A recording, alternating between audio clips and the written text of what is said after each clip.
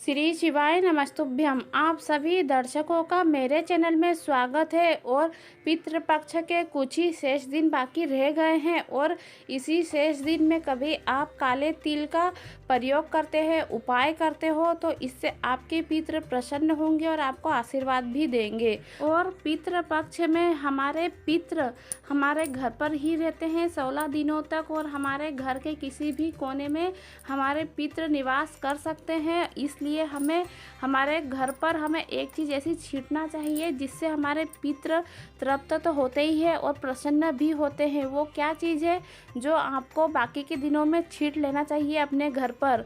तो आप हमारा वीडियो अंत तक ज़रूर देखिएगा, क्योंकि हम हमारे वीडियो के अंत में वो चीज़ बताने वाले हैं कि आप कभी वह चीज़ अपने घर पर छींटते हो तो इससे आपका पितृ दोष तो दूर होगा ही, साथ में आपके पितृ प्रसन्न होंगे, आपको वंश वृद्धि की, धन वृद्धि की, आपके कार्य में अच्छी उन्नति हो, आपका व्यापार बहुत अच्छा चले, इसका आशीर्वाद भी देकर जाएंगे। तो चलिए हम आपको काले तिल के कुछ उपाय बताते हैं जो आपको पितृपक्ष के जो बाकी दिन बचे हैं आपको उसमें ये उपाय कर लेना है। पितृपक्ष के बाकी दिन बचे हैं, इन बाकी दिनों में कभी आप काले तिल के ये उपाय करते हो तो इससे आपका शनि दोष दूर होगा, राहु केतु दोष दूर होगा, और जो यमलोक में हमारे पितृ कष्ट भोग रहे हैं, दुख भोग रहे हैं, कभी इन उपायों से उनका दुख कष्ट खत्म हो जाएगा और वह इस कष्ट से मुक्त हो जाएंगे और वह प्रसन्न भी होंगे इन उपायों से।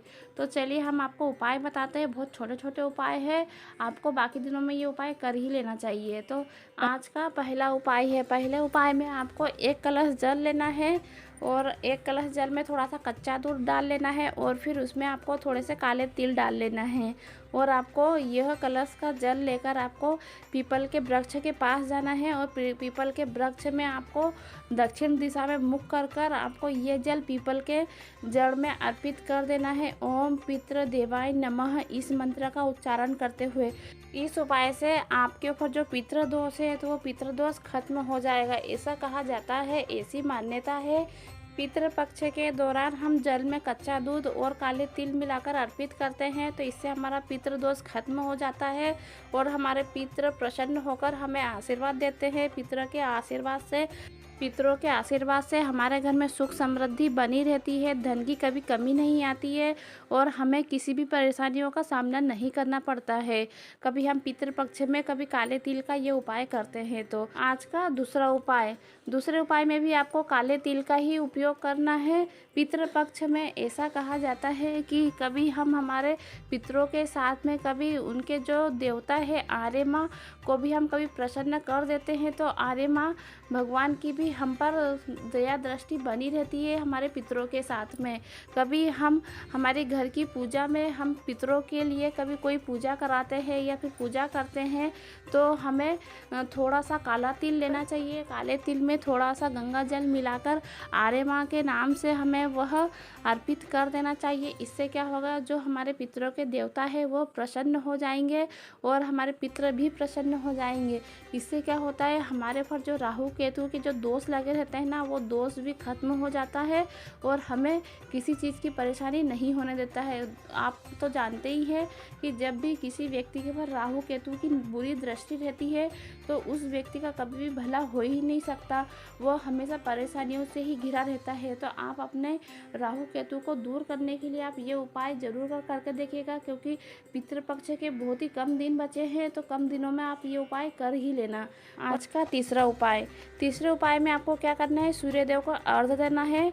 और जब सूर्यदेव को आप अर्घ्य देते हो तो उस जल में आपको क्या मिलाना चाहिए जिससे आपके पितृ तृप्त हो जाएंगे।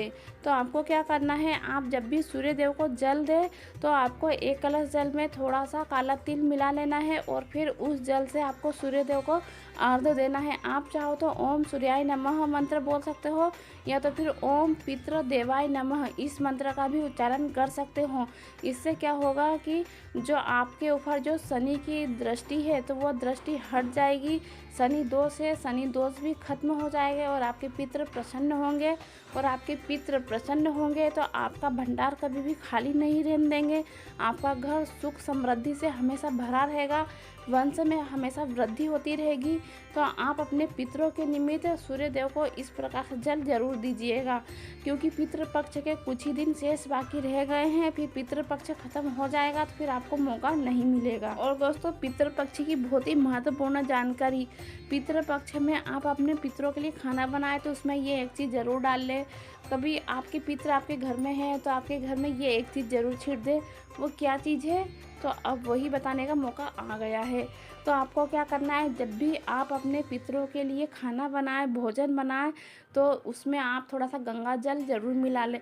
इससे क्या होगा कि गंगा जल से ना हमारे पितृ तृप्त हो जाएंगे। और गंगा माता को तो हमारे हिंदू धर्म में बहुत ही पवित्र माना जाता है और उनका महत्व भी बहुत है।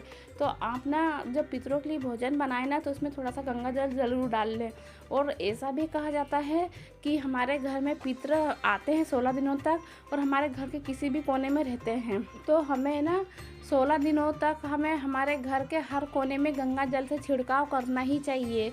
और दोस्तों, तीसरी जानकारी है, दक्षिण दिशा हमारे पितरों की दिशा मानी जाती है, आर्य माँ की दिशा मानी जाती है, हमारे पितरों के देवता की दिशा मानी जाती है। तो हमें क्या करना चाहिए, हमें थोड़ा सा जल लेना चाहिए और उसमें थोड़ा सा गंगा जल मिला लें 1-2 बूंद, और हमें ना थोड़े से काले तिल उसमें डाल लेना है और फिर उसी जल से हमको छिड़काव करना है दक्षिण दिशा की ओर। और दक्षिण दिशा की ओर हमें पोछा भी लगाना है इस जल से। कभी हम ऐसा करते हैं तो हमारे पितृ प्रसन्न होते हैं, पितरों के साथ में उनके देवता भी प्रसन्न होंगे। ये थी कुछ छोटी छोटी जानकारी जो आपको सिर्फ ये बाकी के बचे दिनों में कर लेना है, फिर बाद में मौका नहीं मिलेगा। तो आप ये मौका गंवाना मत, ये उपाय वो ज़रूर कर लेना।